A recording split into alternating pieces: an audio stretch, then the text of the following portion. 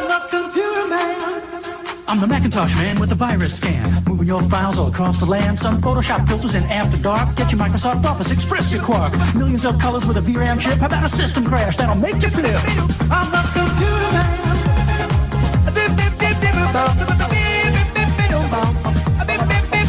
I'm saying Windows 95 is plug and pray. If it's fonts you want, you gotta go to Macway. Log right on as my personal guest. You'll have Macintosh software on your desk. Send me an email with your request. If it's hardware you want, baby, I'm the best.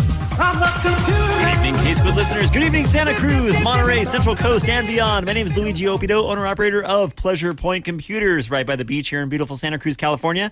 And for the next hour, I am your tour guide into a world of wonder, magic, information, and a lot of frustration. Yeah, we're talking about the internet and the world of computing. I am your computer man. Welcome to one of the most helpful, friendly tech counters you have ever visited. I'd like to welcome you to your Tuesday night to your local radio station, your local KSQD Santa Cruz, K-Squid 90.7 FM, and also online at 89.5 and 89.7 FM, and always broadcasting on the internet at ksqd.org. Also available on our app. That's right. Jump onto the Google Play Store or the Apple App Store, and you'll find the KSQD app there. All sorts of cool things to go on. And yeah, it's so cool we have an app now. Anywhere in the world, jump on. If you have a smartphone, you can listen to us here in Santa Cruz and anywhere around the world. So cool. So welcome to your Tuesday night. Welcome to your local radio station. I'm so stoked to be here with you tonight. If at any point you say to yourself, wow, this guy's talking a little bit quick. Has he slowed down yet? No, I haven't. No. But you can jump onto our website, our KSQD website. That's ksqd.org. And we have a listening tab under there that has our 2-week audio archive. You can listen to any of our shows, any of the amazing shows we have here, including Talk of the Bay, any of our awesome music shows. But most importantly, you can listen to anything that you have missed and want to maybe check out. There may be something you've been thinking about, but maybe you sleep through it, or you get up too late, or get up too early, or whatever it is, you're at work. Check it out. It is at ksqd.org, and it's under our listening tab. Super cool. And yeah, I highly recommend it. But while you're there, got to click on our donate button. That's right, ladies and gentlemen. We are a purely volunteer-based radio station. We wouldn't have it any other way. We don't behold to any other corporations or companies or any of that kind of stuff. We just love what we do, and each one of us are a volunteer that come in and make this radio station the amazing place that it is. But we can't do that without you, because we need a little bit of cash to make sure all the electrons keep flowing through the boards and everything keeps powering on and all that good stuff. So, rent and things. So give us a call or jump on ksqd.org and give with our secure website. And of course, if you can, make it monthly. We really appreciate that. And I appreciate you. So thank you. Thank you so much for being out there. And thank you so much for listening and being a part of what this is, this amazing radio station that is KSQD. Okay, well, if you'd like to reach out to me after the show, you can always email me, Luigi, Luigi, at ksqd.org. During the show, you got to be part of the magic here, 831-900. 5773. See how hard that was to go slow like that? 831-900-5773 is our phone number here. It's also 831-900-KSQD. Pretty cool. It spells that out. Also easy to remember. And yeah, we just want to have you be a part of it here, be a part of us, be a part with us, and give me a call if you have any questions. This is a call-in show. The dots are live, meaning the phone lines are open, and you can give me a call anytime in the next 50 minutes or so. Cool. Of course, if you're just the first time jumping onto the show going, what are we talking about? What is this show all about? What is a computer man all about? Well, we are all about updates, new devices, testimonials, scams, and most importantly, our call-ins. What's going on with your machine? What's going on with your desk, your bench, your thing, your item, your car, whatever has that on switch is not working properly. Let's talk about it. And give me a call, 831-900-5773, and maybe I know something about it, or maybe I don't, and I can find out about it, and we can talk about it later. Cool. All right. Well, let's get into it here. Oh, of course. Obviously, we're here every Tuesday night from 6 to 7 p.m. And our phone number, again, 900-5773. And that also can be, we also have the on-air at ksqd.org. That works as well. I'm kind of all over the place here. A lot of things, pretty things to look at here in the studio. I'm going all over. So if you want to email me during the show, on air at ksqd.org, or give me a call, 900-5773. Okay, so I have got, well, we usually start with scams, right? So let's get into some scams. This was a little bit different. I am not, politics are politics. They're really blah, and no, not really my thing. But I found an alarming number of scams, and they were all everyone's getting scammed everywhere, right? You're getting into your email, you're getting on your phone. People are getting, no matter what social media place you go, there are scammers there, Instagram or Facebook or even Truth Social, right? Whereas that's their spot, right? For doing the things that the people on Truth Social do. But evidently, with that Truth Social network, which was designed, I don't know if it's designed by, but it was created for and now curated and aimed towards the Trumpian side of politics. There have been a number of scams registered to the FCC, but based out of Truth Social. I found a small smidgen of them, which turned out to be 10 pages. I didn't realize it was just that. And I stopped. I stopped saving them. And it was actually the people on that forum, on that, not even a forum, it's a social media service, on that service are losing exorbitant amounts of money from scams, not from anything that like grifts or anything like that. No, these are legitimate like scams, like people going to the website saying they're one thing, thinking it's another, and scamming people. Through a Freedom of Information Act, Gizmodo asked the FTC about consumer complaints about Truth Social being filed within the last 2 years alone. Okay, I don't remember actually when Truth Social started. I've never actually been on it, but it started within the last year, and at least for the past 2 years, right? So there are a ton of these stories, a ton of them. One person said, I paid a fee to get past a security risk. So they were trading cryptocurrency or something, and they were on this thing, and they kept asking for something, and they had to pay a fee. And that fee, first it was $15,000, then it was $10,000, then it was $25,000, now they want $70,000, and they kept going. Total reported loss for this person, aged 60 to 64, back in April of 2024, was $500,000. Another one here that said, after being scammed by another site, I was given a link by a name on Truth Social saying, hey, this will help you get your money back, right? They say that they could retrieve it. That total reported loss to this person in Tennessee was $170,000 in March of this year. Another one. I want to withdraw my funds. They're telling me I need to pay the taxes. This was a victim of cryptocurrency fraud. They were contacted, on the Truth Social Media app from a girl saying her name is this, and lives in this place. And originally was from Russia, but was taking a few weeks to know if there was anything you want to know about Bitcoin, if you'd like to learn. I've seen a number of these. Hey, how you doing? Oh, pretty good. Oh, let's start talking about this. Let's start talking about that. Oh, you're on this website because of this. You're on this website because of this too. Oh, we're friends now. Okay, cool. Hey, have you heard about cryptocurrency? Hey, have you heard about this investment? Hey, have you heard about this that you can give me money for that I'll make it better and you can get in on it too? That's what a lot of these are. It says, now that I want to withdraw my funds, they're telling me I need to pay the taxes, right? This one's $168,920 from someone in New York, age 65 to 69. All of these are someone between age 60 to 64, age 65 to 69, age 60 to 64. It seems to be that demographic that it seems to have a lot of money that's spending on this stuff, or spending on things where they have disposable income. They're going to try to make a little bit more money, and they are getting screwed left and right. This is another one. A well-known investor named President Trump was the co-founder.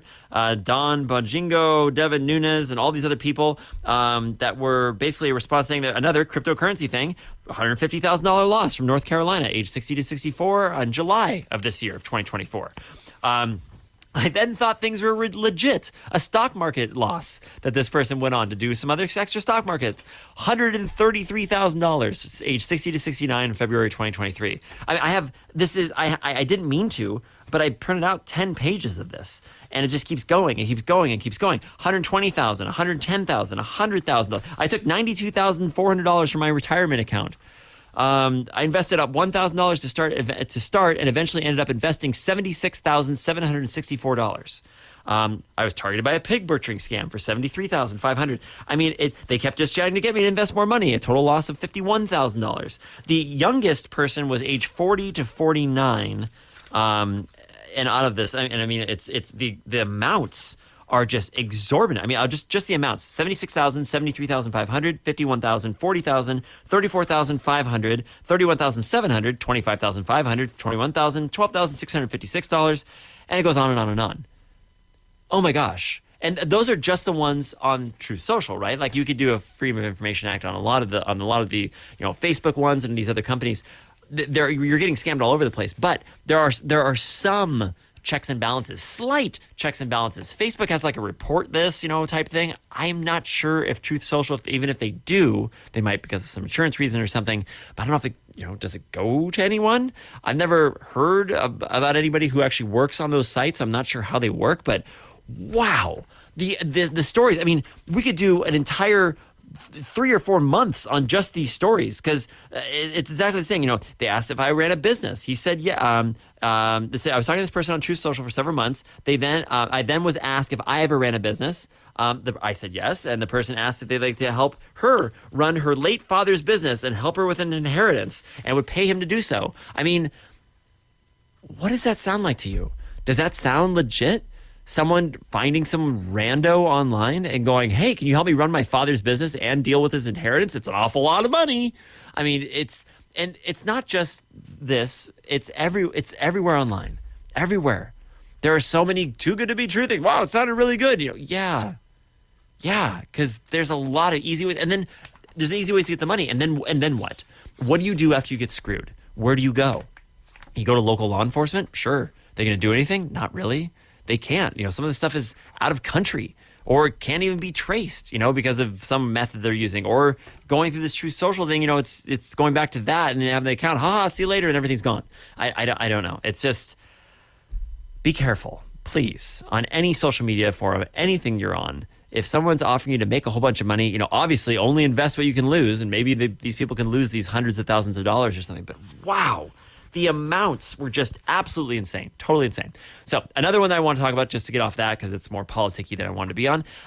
This one I'm sure you've seen, and if you haven't, it's about just make you just go ooh, that's just not right? Okay, so the headline is titled "Paralyzed Man Unable to Walk After Maker of His Powered Exoskeleton Tells Him It's Now Obsolete." Now that's some sci-fi garbage, right? So this dude who was a former jockey, he was a horse jockey. He was then left paralyzed from the waist down after a horse riding accident. So therefore, you don't hear about people having exoskeletons. That just doesn't really happen, right? But this person was in a very unique place, got injured while doing a very unique thing, and probably had some good insurance to do some stuff and get back on his feet without being terribly punny. Again, this is thanks to a cutting-edge piece of robotic tech, a $100,000 rewalk personal exoskeleton. It said when one of the small parts malfunctioned, the entire device stopped working. And he obviously wanted to get walking again. He reached out to the manufacturer, which was the brand was called Lifesaver. They make the rewalk personal exoskeleton. He contacted them for repairs, but they turned him away, claiming the exoskeleton was too old. It was made 10 years ago. So he has taken 371,091 steps after being, and it says is now being retired after 10 years of unbelievable physical therapy. He said the reasons why it stopped is a pathetic excuse for a bad company to try and make more money. I mean, this isn't something like where all of a sudden you can't get online and get your email or something. A tiny piece that actually controlled in his watch.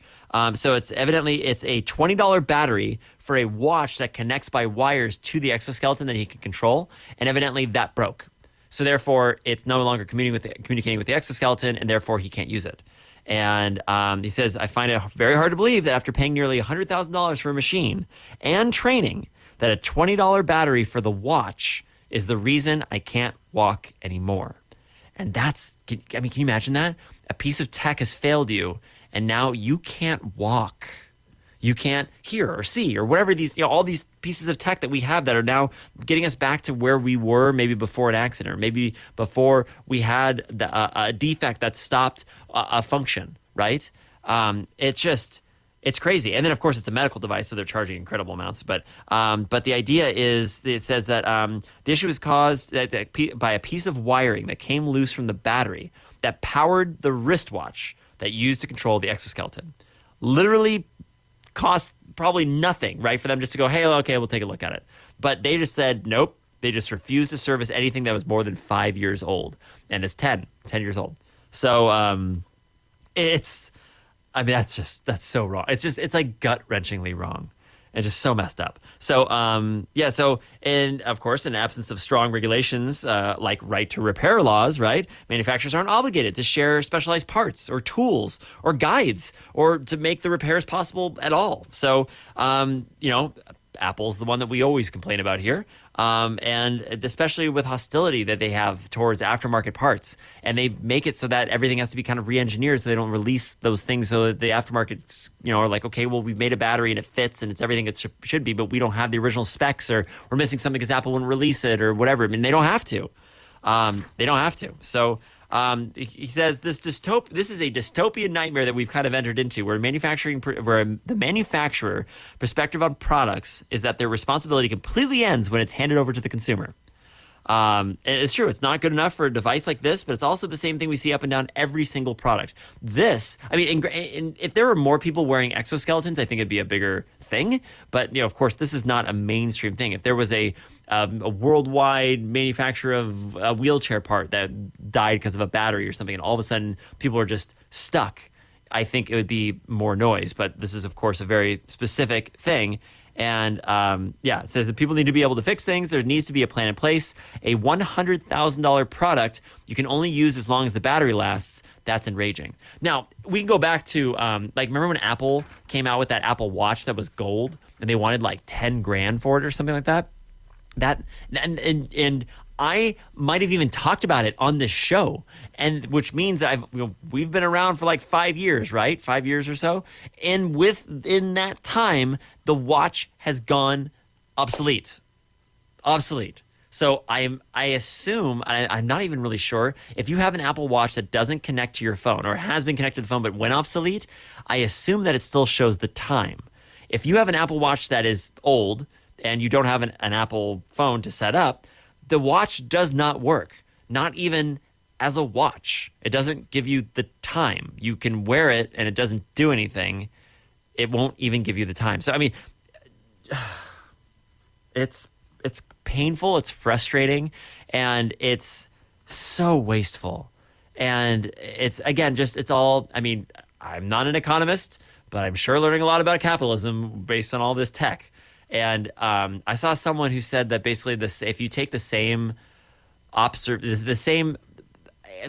idea of capitalism and apply it to a biological entity like cells, because right now it's an exponential, always growing in a closed system, right?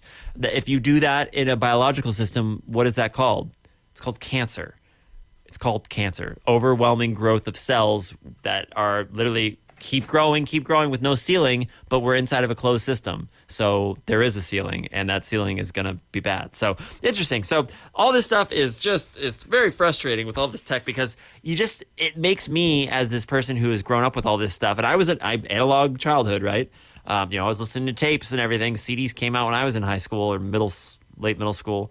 I just look at the next thing that comes out and go, okay, how are they going to weaponize it? And it sucks. And it's like, all these amazing things. How are they going to weaponize it? And that's what happens. So let me talk about something else that's positive. Okay, let's get out of that.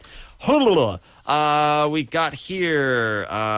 No, that's also positive. So we were talking about iPhone mirroring and stuff called last week. iOS 18 has a new thing with iPhone mirroring, but you have to be on Sequoia as well, and you can actually see your iPhone on your Sequoia operating system. It's pretty cool. But they've launched that, and I haven't gotten a chance to use it yet.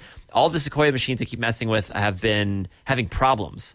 Also, out there in the world, I'm curious if anybody out there has been having Google Chrome problems for the past 24 to 36 hours. This is a live show, so the actual 24 to 36 hours ago. Chrome not loading. You click on your email and you click go, and it snaps back and forth between email, and it doesn't load things. And then the next day it does it will load, but then it loads it kind of weird. Google Chrome has been having some odd issues. I've been getting very, very different phone calls from people saying that they've been having very specific issues with Google Chrome. Curious if anyone else is having problems with it out there. So at the end of it, scams, if you're really curious about some of these scams and you want to learn more about it, cyber101.com is probably my favorite place right now to go and learn. They set up free little classes you can do. You can watch a little video or read a little lecture about the stuff. You can sign up to learn more things and get little badges and stuff. It's all free. It doesn't do any type of data mining. It doesn't cost you anything, and it's a good way to just learn about some of the garbage that exists out in the world right now in the tech sector. Yeah, it's called cyber101.com. It's free, high-quality cyber awareness training. Yeah, cool. All right, let's see if we got anything else here. Let's see. I haven't seen a lot of the ad block stuff. I haven't been to YouTube yet, but I heard that that YouTube is now, not only are they doing ads on everything's doing ads when you pause now. I mean, come on, guys. Like, I get it. Yeah, you're another space to sell, but dude, I'm so tired of ads.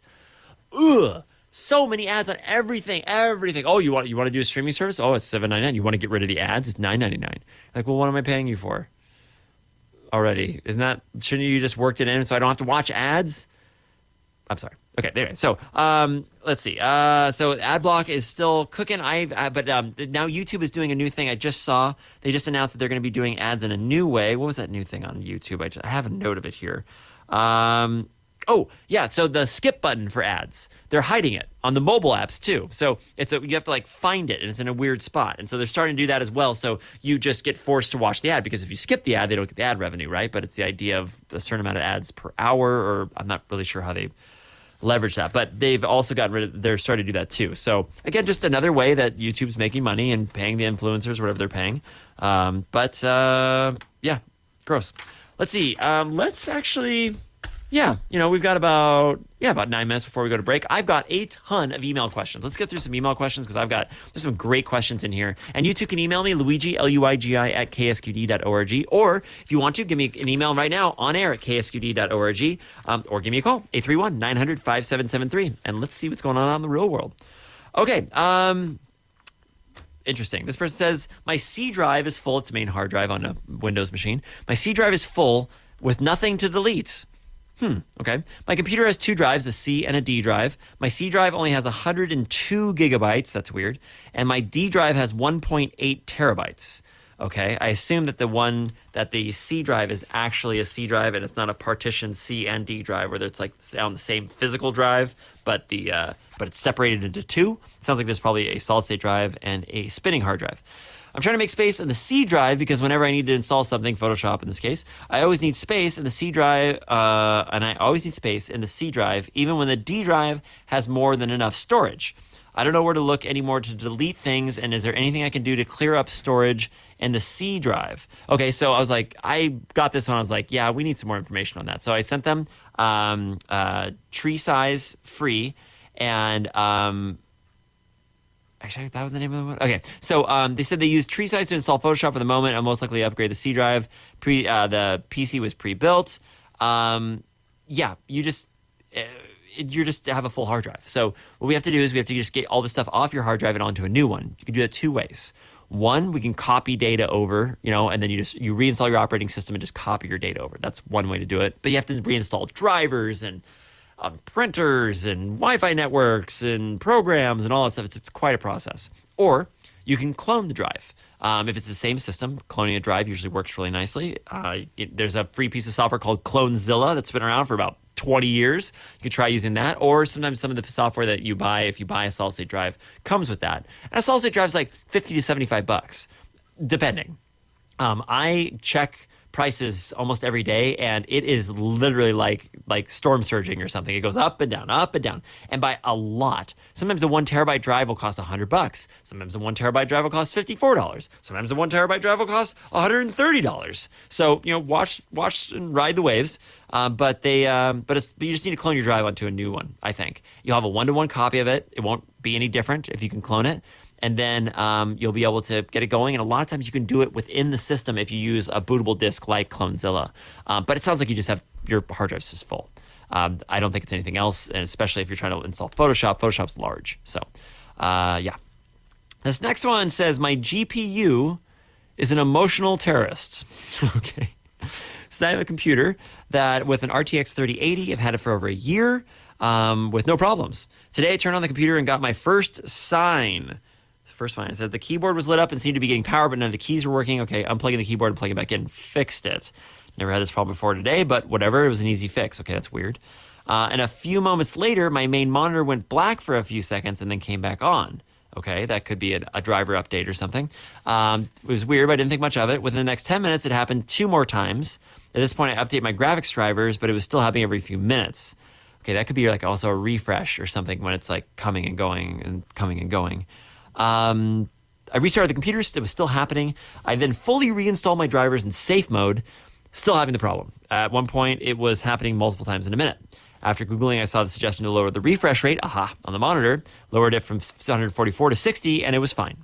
Went back to 144 and started having problems again. Went back to 120 and we're good, but the monitor had been set up for 144 for like 2 years with no problems. So what's going on with that? My second monitor only goes up to 60 and it's not having any problem at all. Is it a problem with my GPU or is it with something else? As I said, I've had this thing out set to 144 hertz daily for more than a year and never had this problem until this morning. The keyboard thing only happened this one time, but I figured it was worth mentioning since I also never had problems with it today. Okay, so first thing I want to make sure of is you have 2 monitors. Are you plugging into the main video card, your both monitors, or are you plugging into like a duplicate thing or something? Because it sounded like you were actually duplicating your display. If you're duplicating your display, it sounds like you're using a splitter or something like that. So, but I'd be interested to see about that. Wrote back to them actually, and evidently they were using an HDMI splitter, and it was set up between the computer and the monitor, and they've been using it for years, but today was the day, bypassed the switcher, completely resolved the problem, and it went away. So your connection is only as good as your weakest link. Like your weakest link. It's only as good as that. So if you have all this amazing stuff, all this incredible monitors, incredible computers, $1 million computer, all this stuff, and you have it plugged in with some $8 garbage cable, it's not going to be that great. You're going to be as good as your $8 garbage cable. Now, you don't need to buy a $1,000 cable, but you need to have something that's at least rated for the quality that you're looking for, especially if you have something like an HDMI switcher. I see so many people, I go to their homes, I'm having problems, I don't see anything, and I find something like some $5 Amazon switcher that didn't work very well, that didn't work in the first, I gotta have to mess with it. You're like, okay. Again, your connection is only good as your weakest link. And especially with tech, it's very important. It could be a software link. It could be a hardware link. It could be a port, a physical port that's not doing things as supposed. If you've ever had a laptop that doesn't charge right, you have to wiggle the cable all over the place, something like that. So, I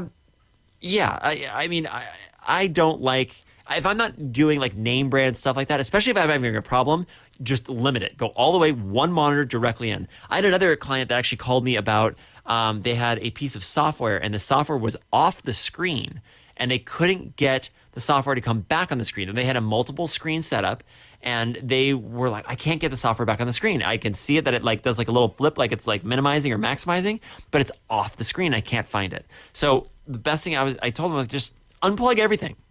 Unplug, shut the machine down, unplug all the extra monitors and plug in one. When you plug in one monitor, everything's going to come back together into that one monitor, and that piece of software should be poking up like right barely on the bottom or something, hide the taskbar, that kind of stuff. And sure enough, it popped back up, and then afterwards, after all the monitors were plugged back in, they disseminated it back to the correct spot. So it's just kind of making it simple. You can get it down to simplicity if you can break it down to where you only have the monitor, the cable, the computer. And in the entire first description, there was never anything moment that my GPU is an emotional terrorist. There was paragraphs about refresh rates and all these things, but nothing about the actual connection.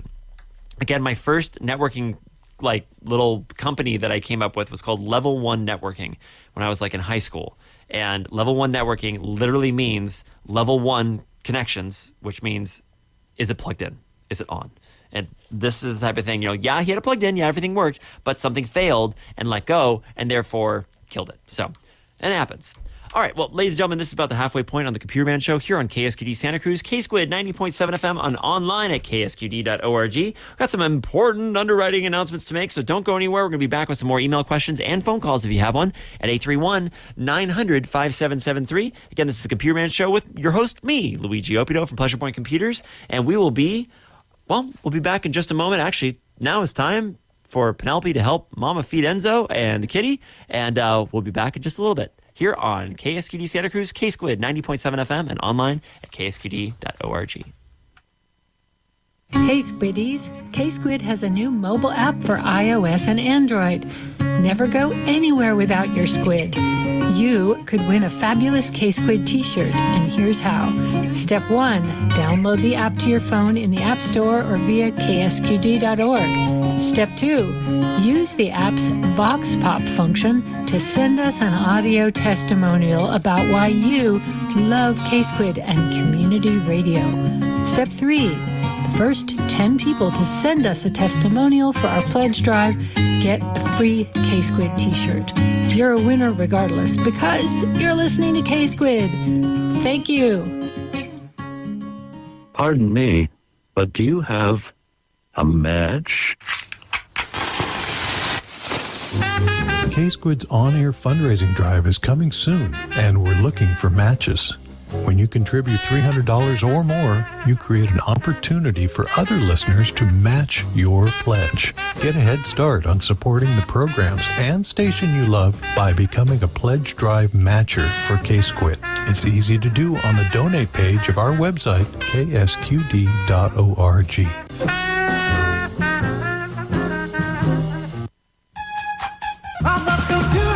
My name is Luigi Opito, owner-operator of Pleasure Point Computers and the host of The Computer Man Show, a one-hour call-in show Tuesdays at 6 p.m.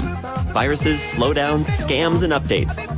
Computers can be a pain, and I'll help you through it. Send me an email with your request. If it's hardware you want, baby, I'm the best.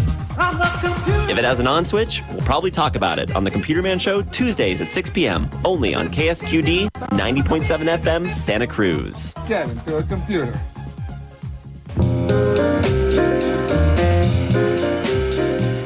Hi, I'm Bobby Bishop, host of Be in the Night, bringing you the best I can with jazz, love songs, and soul.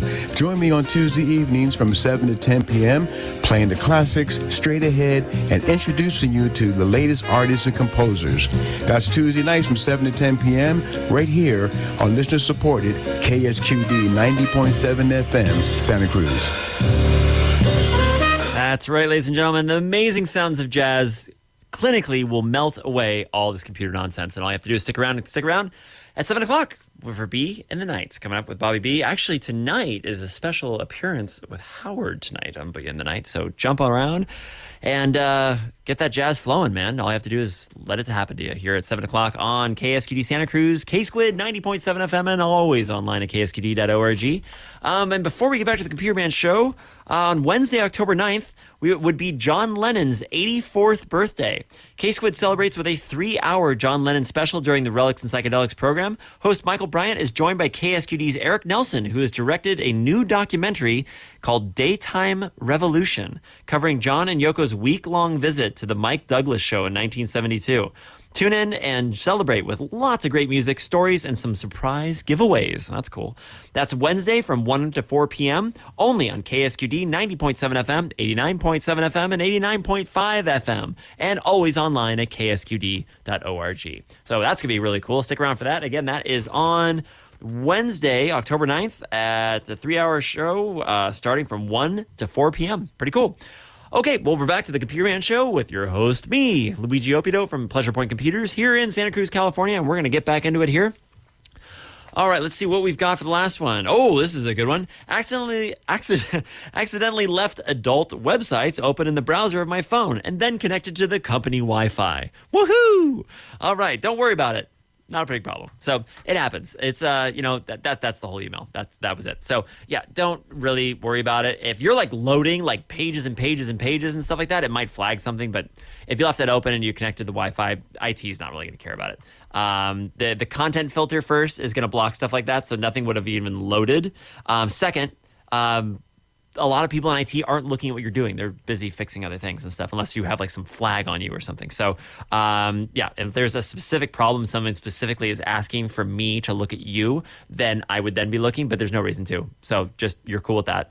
And also, people in IT just really don't care. So yeah, again, they're too busy looking at adult material, right? So no, just, you're okay. So, but if you were to load a whole bunch of stuff on again, it really would, you'd have to have something flagged first, and then people have to be watching you and be like, oh, there he goes. He's doing it again or whatever. And so you've already had a problem at that point. You're fine. Okay, this is another one. The CPU plug flooded. And I was like, what does that even mean? So it says this: my CPU plug was flooded with tap water for almost an hour before I was able to save it.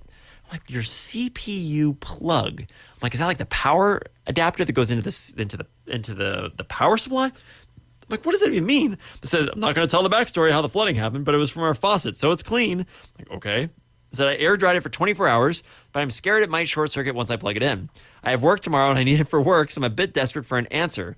Also, my CPU are those what you call a mini PC. It's small and its plug is like a laptop charger that has two parts. I really need an answer. The CPU is not flooded, just the two plugs part. I'm like, okay. So AC adapter. That was your AC adapter.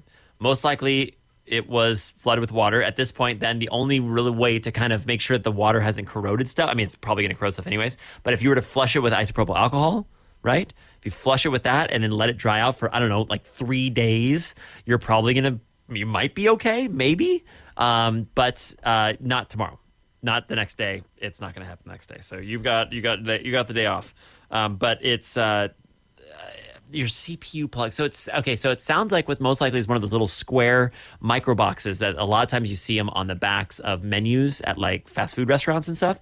Where it's a small computer running a menu program, but it's still like a small computer running Windows or something. Very small. They're about maybe 6 inches by 6 inches by 3 inches or something. This little box. So if the plug floated, then that was most likely the plug on the CPU side. I mean, I don't know. There's a lot. So anyway, if you get water in something, isopropyl alcohol, but water corrodes pretty quick, especially electronics. So I don't know. All bets are off. But if it's just the AC adapter, most likely you could just get another one. That's weird. Okay. Anyway, so yeah, and there's a lot of weird questions. It's okay. Weird questions are weird. But there was also some cryptic, like, I'm not going to tell you how it happened. You're like, oh, okay. Well, then I'm okay.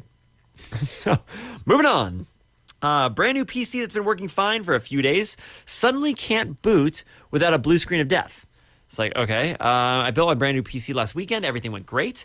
I got Windows 11 installed with little issues, and I got my desktop all set up. I set up my MSI Center, which is MSI is a motherboard brand. They come with a piece of software that lets you configure things on the motherboard, anything from voltages all the way to lights and stuff. So just a piece of software that comes with it.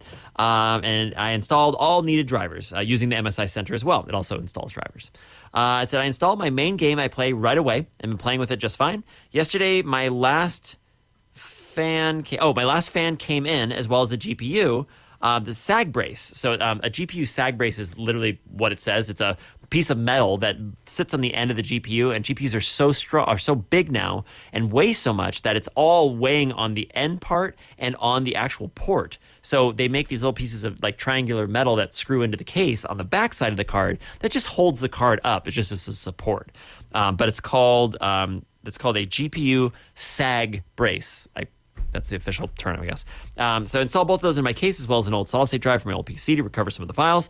After that was done, I booted it up and everything was fine. And then I realized I forgot to install the GeForce Experience. The GeForce Experience is a 390 megabyte monster that does a lot of things. That basically takes over the controls for your display and can take over some of the controls for voltages depending on how much access you give and how much stuff you have that's compatible with it. It is a very, very evasive program that does things well, but it will make changes and not tell you. So just to throw that out there, it's called the GeForce Experience. So I did that along with the latest Game Ready driver, or something, so it says like 561.19 or something, I think, which came out a week ago. So I'm all done for the night, shut it down and go to sleep. This morning I wake up, always the problem, right? And I can't even get it to boot up to Windows. Turns on like normal, shows the MSI logo when I enter the BIOS, but then when it shows a blue screen of death every single time.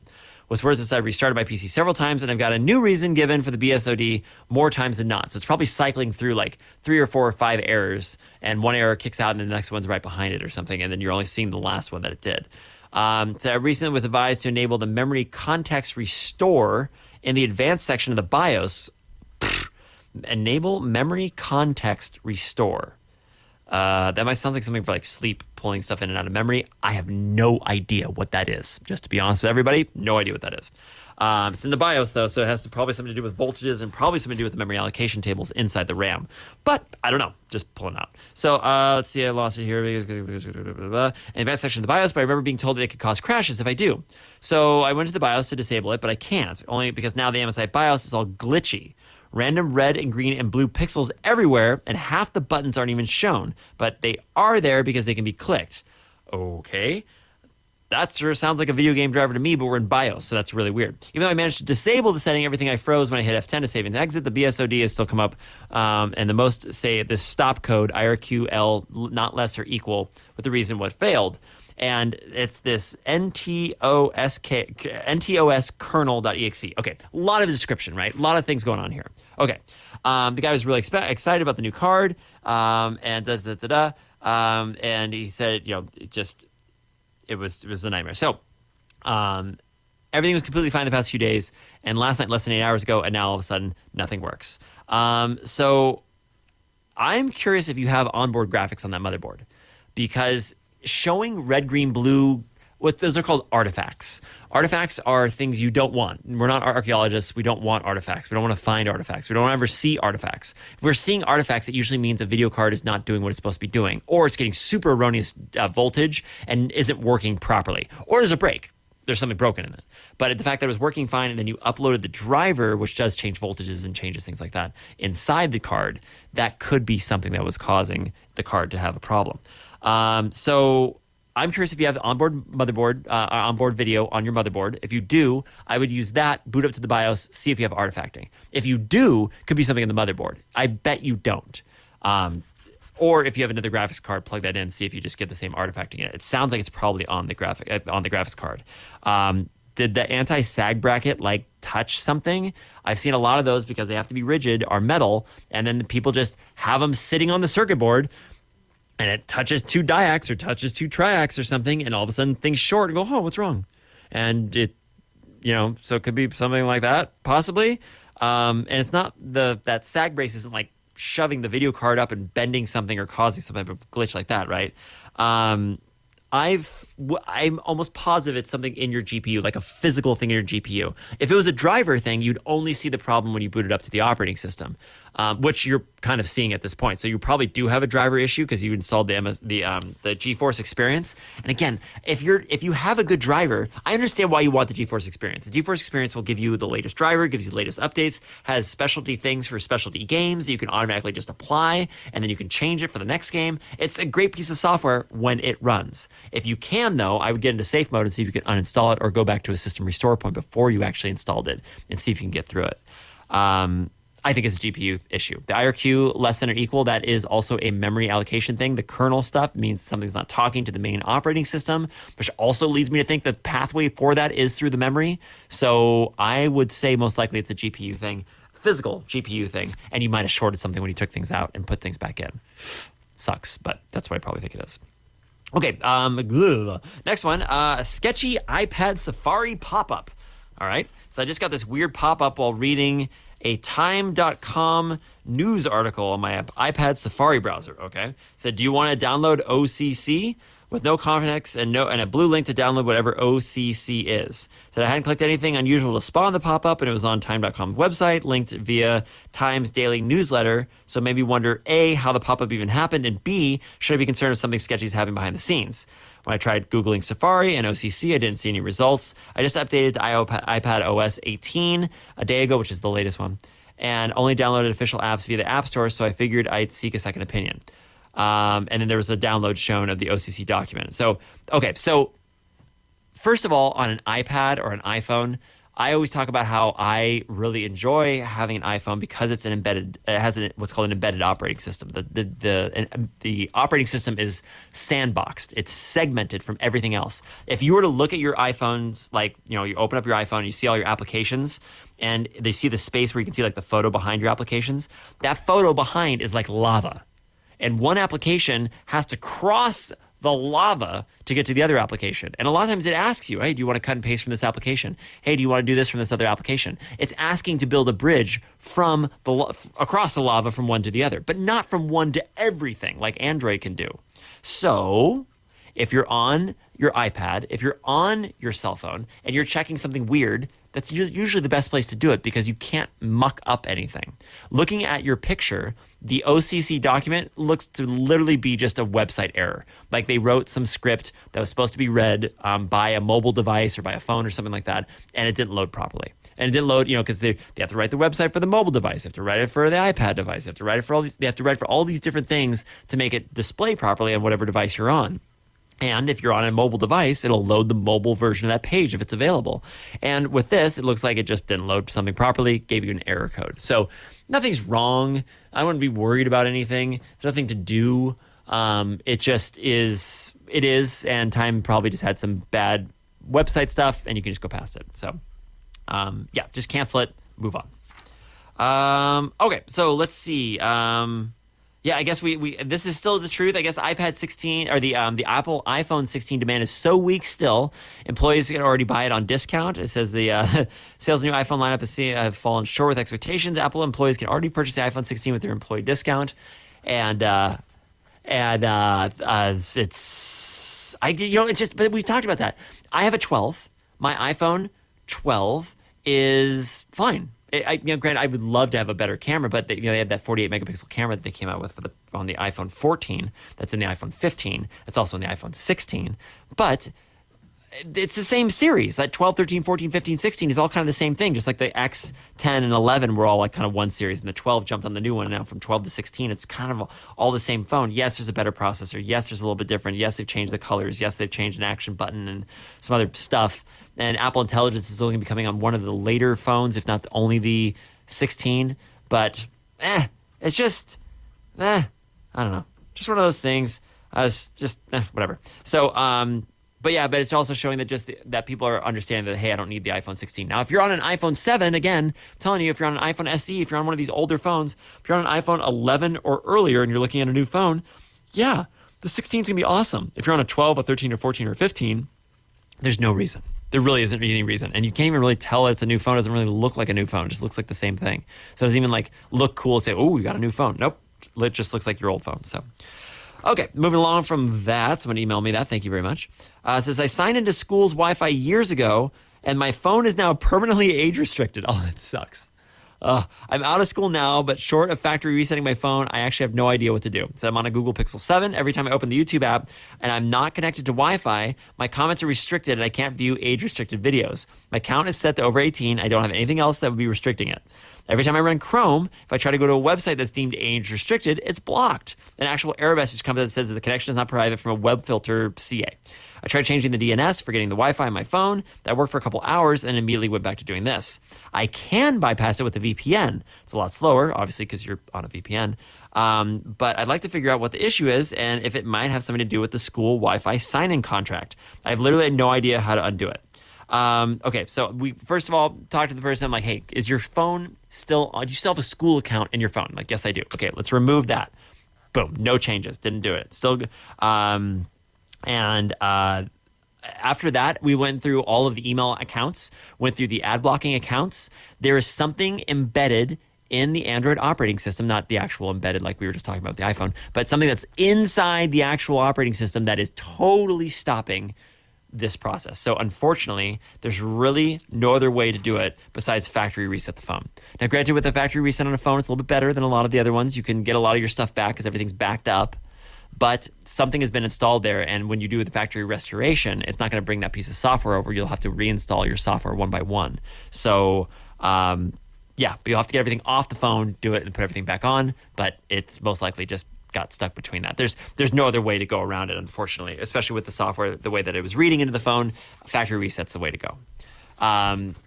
Okay, let's continue on. Of course, if you have a question, comment, concern, thought, or anything like that about any of these things on the computers, or you heard something, you're like, that's not right, I heard something different, give me a call, 831-900-5773. I'd love to hear from you.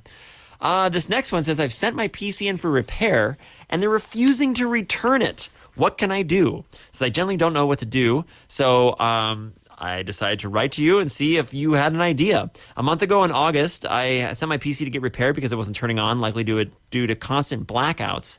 And I didn't have a surge protector, which resulted in damaging the power supply. So I sent it away to an out-of-state company since the warranty was covered to get it repaired. Okay, so this is like a warranty claim. Okay, no problem. So that's fine. I've sent things out for warranty claims, and that's what you have to do in order to get stuff to work properly, especially if you want it to be fixed without you paying money for it. So send it away. And a location called VT Services, okay? Today I called to see what the status of my PC was, and they told me that they couldn't fix it, so then I asked for my PC back. Then they said, no, because it doesn't work. which is fine, I guess. But then I asked if I could at least have the memory, which I was then told it was going to be $90 to get it sent back, which, okay, fine. I didn't mind, but okay, fine. Later, I got an email saying that the memory for my PC was wiped because the technician wanted to see if that would solve the issue. Okay, we're going to talk about this in a second. So I already called the warranty telling me I'll get the store credit for a new PC. I already called the warranty telling me I'll get in store credit. Oh, for a new PC. Okay. But I'm curious if there's anything I can do to get my old PC back. It's like, okay.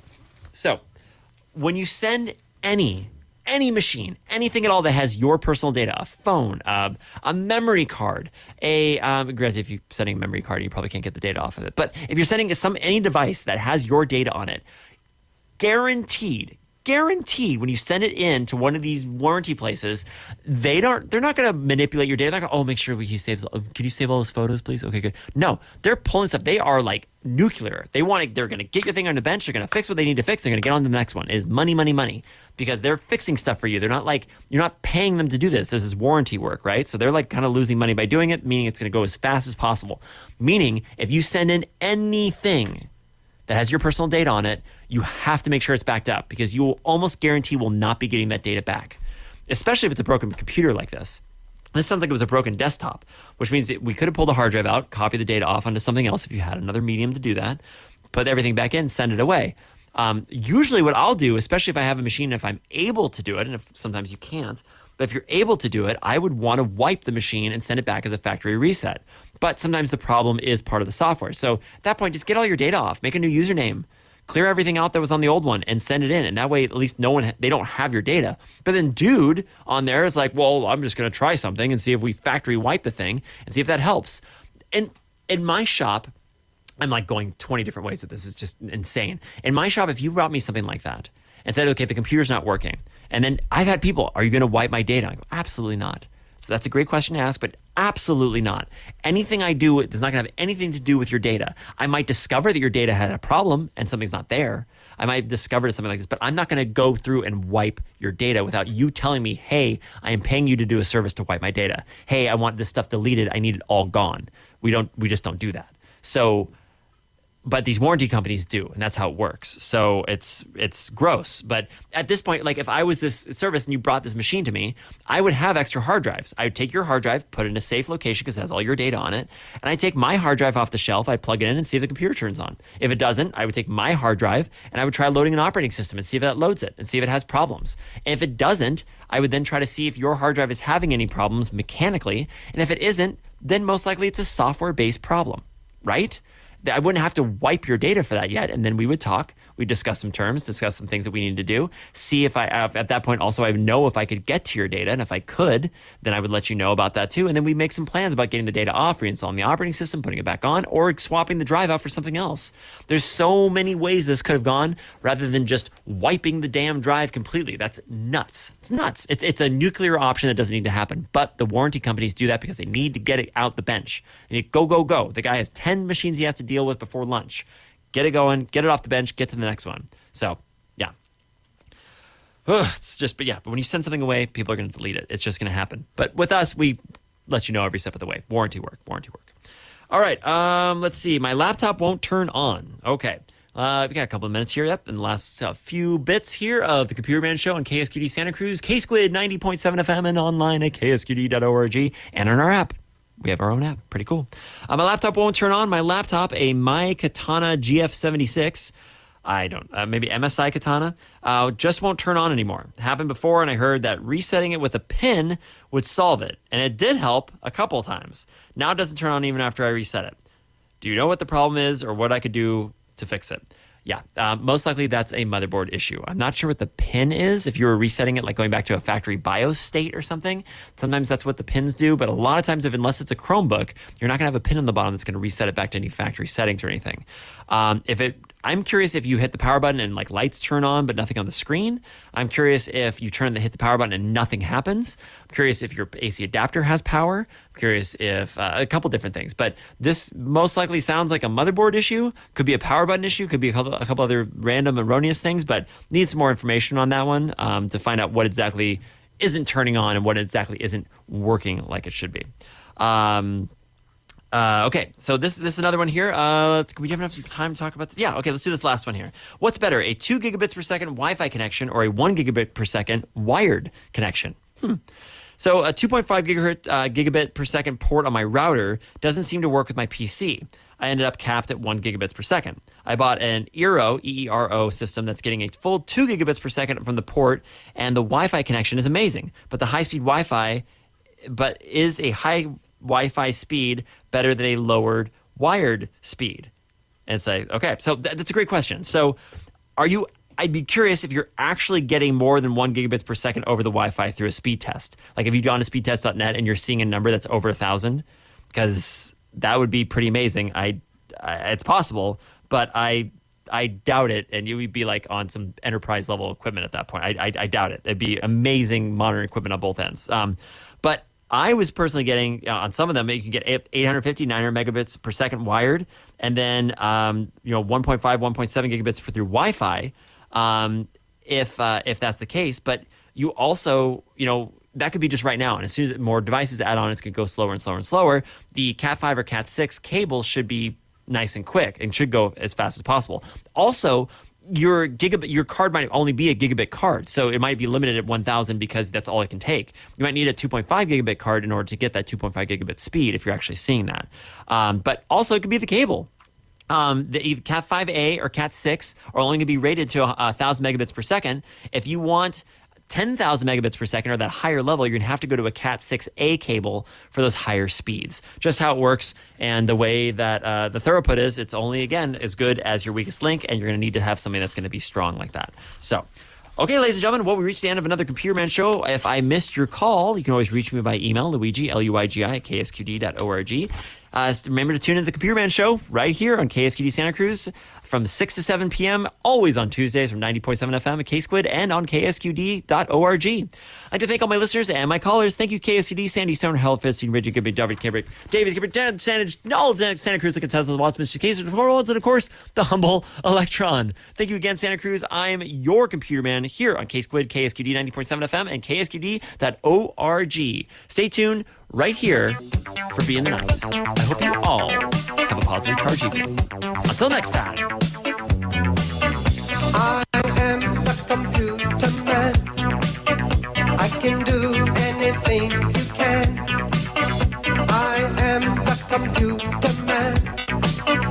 I can do anything you can. Computer man, he is your friend. He gonna help you again and again. So if you have a question or two, he's got the answer just for you. I am the computer man, and I am ready for questions now. Thank you. Mr. Computer Man, how much is 2 plus 2? 4.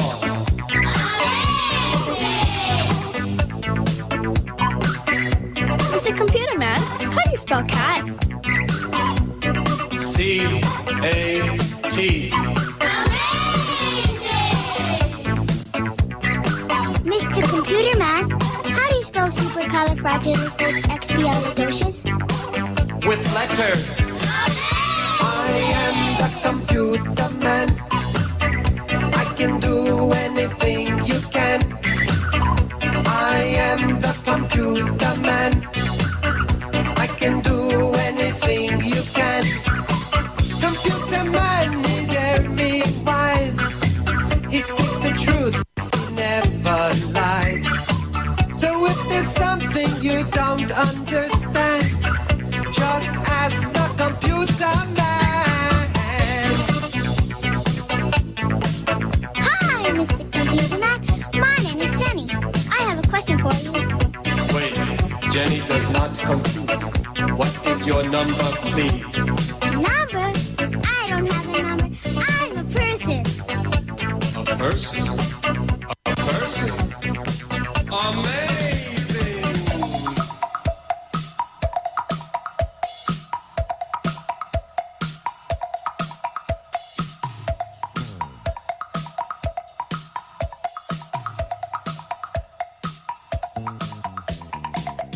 I am the